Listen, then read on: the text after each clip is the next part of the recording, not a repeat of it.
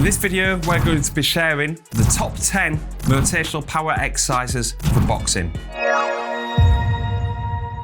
Hello everybody, welcome to Boxing Science. My name's Danny Wilson, strength and conditioning coach and Boxing Science co-founder. In this video, we're going to be sharing the top 10 rotational power exercises for boxing. Now this is really important, an integral part of producing fast and hard punches.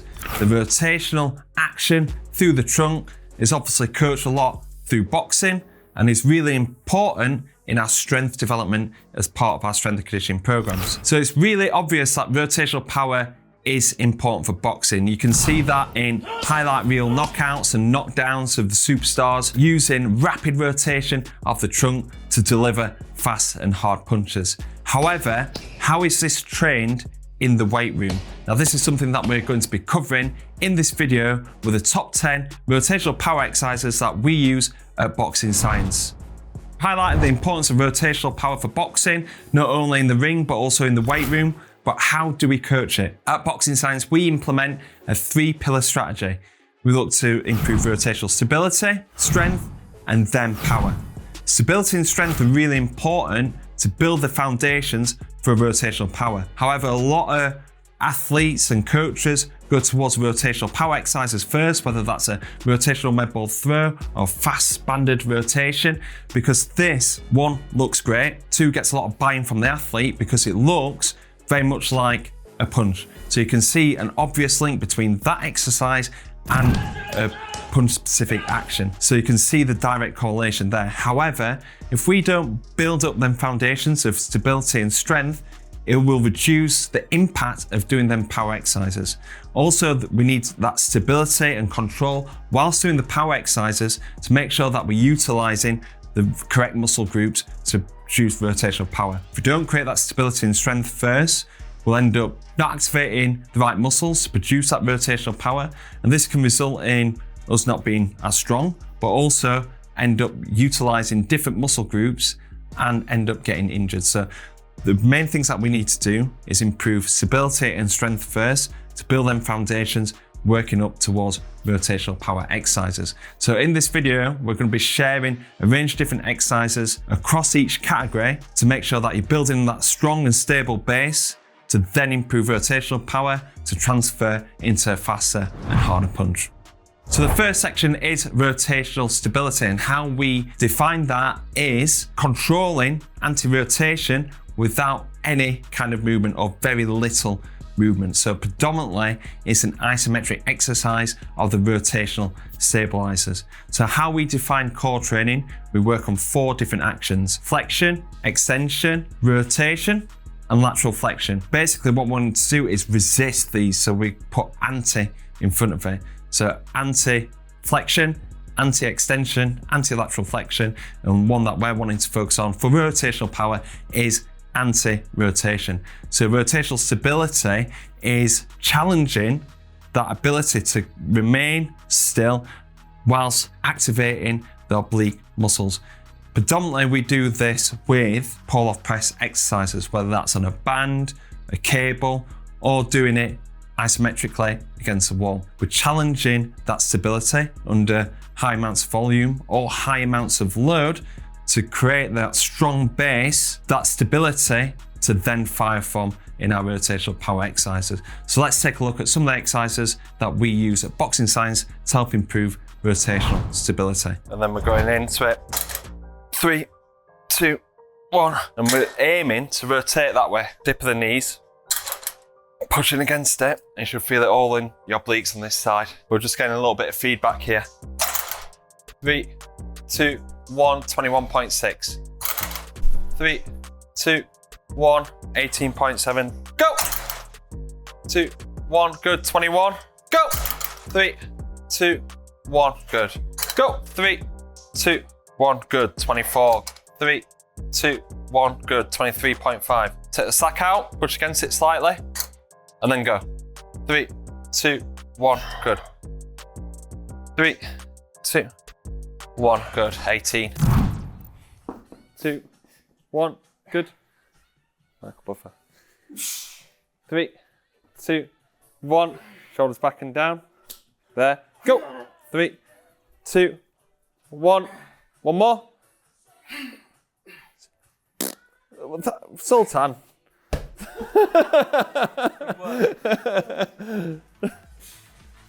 2, 1. Good. Good. Let's go. 3, 2, 1. Nice. Let's go. 3, 2, 1. Go. 3, 2, 1. Yes. Punch it out, hold it. So you're almost like making that cable rattle. If you're doing a slow pull or press, you'd find it difficult, but I'm just bothered about how you can switch on them obliques.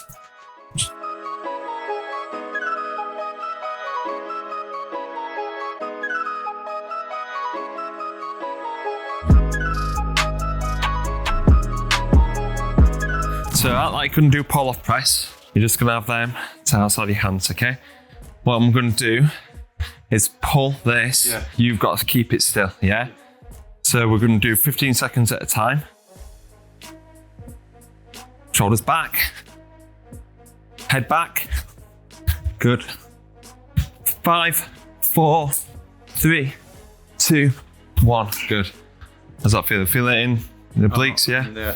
Keep your chest up, chin tucked in, shoulders back, try and stay as upright as you can, yeah?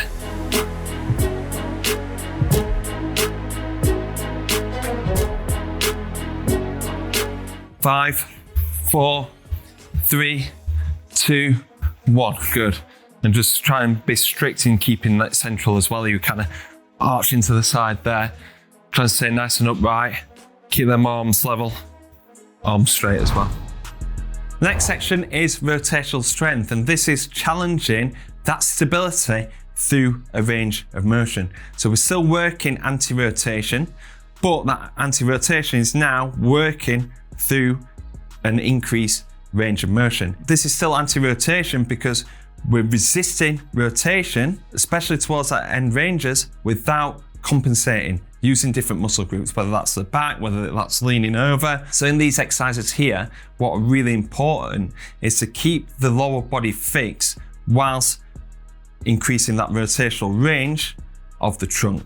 And there's a range of different ways that we can do this. We can do this with landmine rotations, we can do this cable rotations, and different variations of that. What we look to do at Boxing Science is try and restrict that movement at the hips, and also look to try and overload the eccentric action of the core, because in the rotational power stuff, and what we're going to be talking about in the next section, is that we're actually looking to overload the eccentric to then fire from. So if you think about a right hand and a left hook, really relying on that eccentric action of the obliques here to then recoil into that left hook. So with that, we're wanting to increase the eccentric loading through a rotational action. So this will help our ability to control force and reproduce force in rotational power.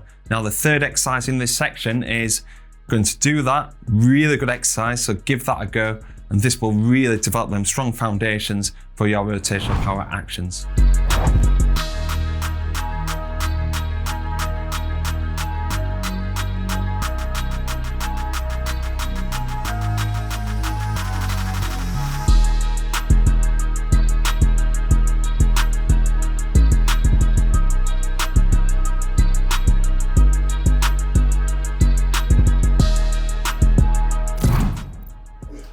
Fire it from your hips. Drive. Yeah, that's it. Drive. Good.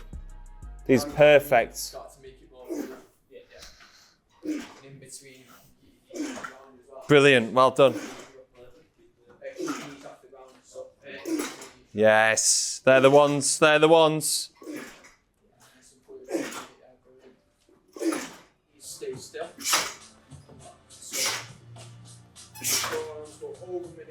Yeah, good. Good. And then from here, you're firing from your hip through. Boom, back into the middle. Control it, keep your hip there, then fire through. So it's core and hips. 3, 2, 1. Good, just a little bit quicker this time. Down, good. 4, 3, 2, 1. A little bit slower this time. So 1 in the middle. 4, 3, 2, 1. Good. Yeah, so follow my hand. 4, 3, 2, 1, a little bit too quick that time. 4, 3, 2, 1, good. So this is what people can do. When they do eccentrics, they can go there, 4, 3, 2, 1, there. So the one they're using the body weight there as a start, and then they don't get that. The hardest bit to hold is there. Yeah. So for the majority of the time it's easy.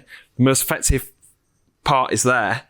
So you're missing it. So you need to make sure that you start there. 4, 3, get to your sternum, 2, 1, and then dropping. Yeah. 3, 2, 1. Keep them shoulders back still. Head up. 4, 3, 2, 1. Good. 4, 3, 2, 1.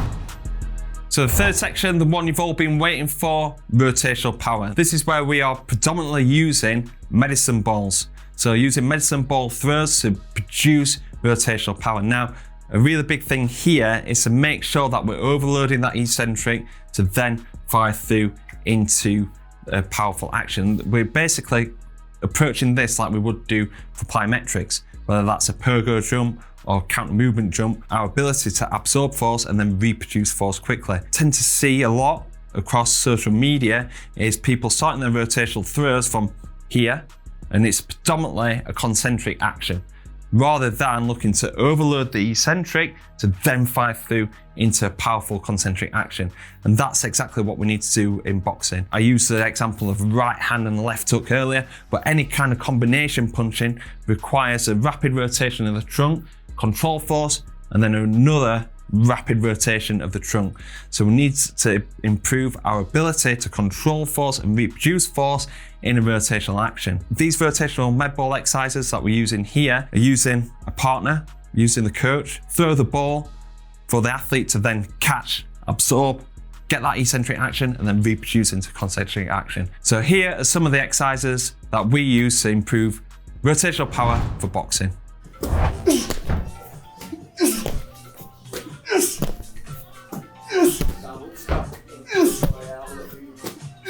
Yes. Quick. Yeah, come on. So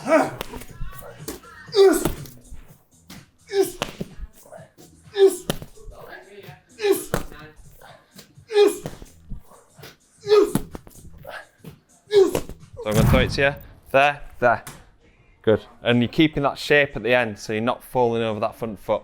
So let's take that left foot out a little bit. Yeah, there you go. Drop down and then throw. Good. Good. That's one. Good. Oh, power there. Nice accuracy. Nice consistency. That would power that. Oh, getting stronger. Good, light flow. That's better. More power then when you light flow. Good. Dip down. Oh. Yes! Yes! Oh. Yes! Yes! Good. Yes! Yes! Yes, well done.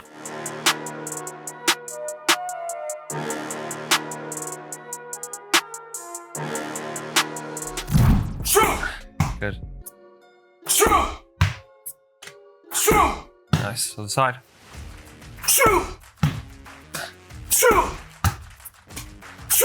Nice. Yeah, lovely.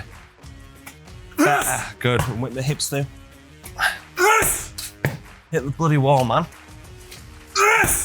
You were hitting quite high.